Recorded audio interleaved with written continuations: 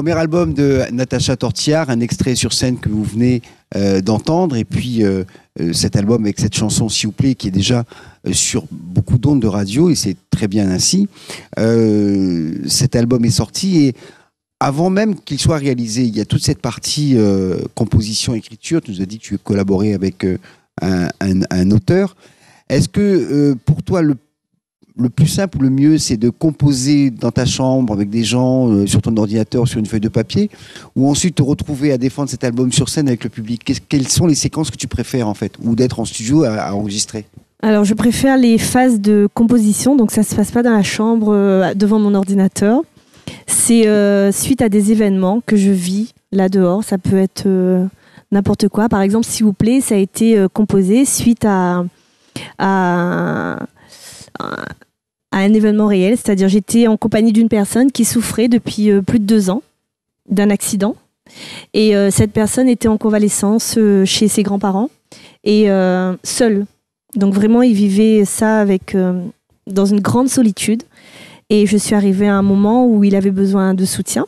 Donc, je lui ai apporté de l'aide à ce moment-là. Et il en a pleuré parce que depuis 2 ans qu'il en souffre, qu'il est seul, il estimait que c'était la première fois qu'une personne extérieure venait lui apporter ce soutien. Et donc là, ça m'a vraiment fait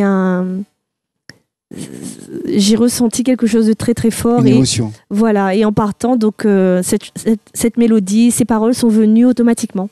Donc c'est comme ça qu'est né S'il vous plaît. Un peu l'amour, s'il vous plaît, donne-moi un petit peu. Parce que c'est avec ça qu'il peut s'en sortir, que tous on peut s'en sortir dans des moments difficiles.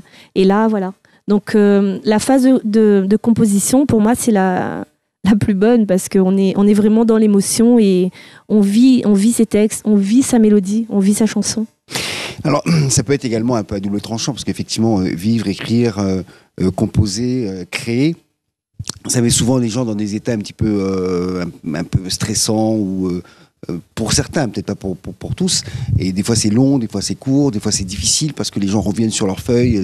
C'est pas ça, c'est pas le bon mot, la bonne écriture, etc.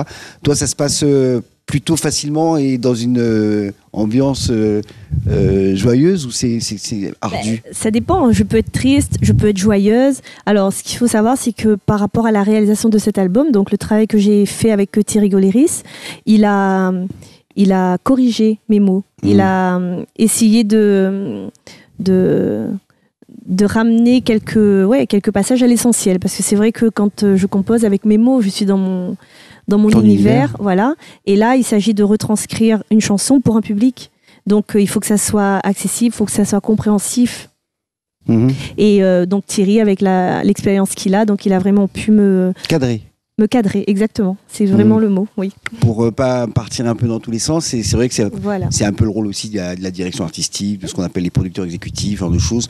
C'est des gens qui sont plus mûrs, plus de connaissances, plus d'expérience, qui permettent de donner leur savoir et de le transmettre à des gens plus jeunes et qui se lancent. C'était exactement ce qui s'est passé entre vous pour cette collaboration. Donc, ce qu'on ressent, ce qu'on comprend, c'est que tu es vraiment, comme on disait au début, une personne généreuse finalement. C'est un peu ce qui pourrait être qualifié, c'est quelqu'un de simple et de généreux. C'est ce qu'on dit de moi.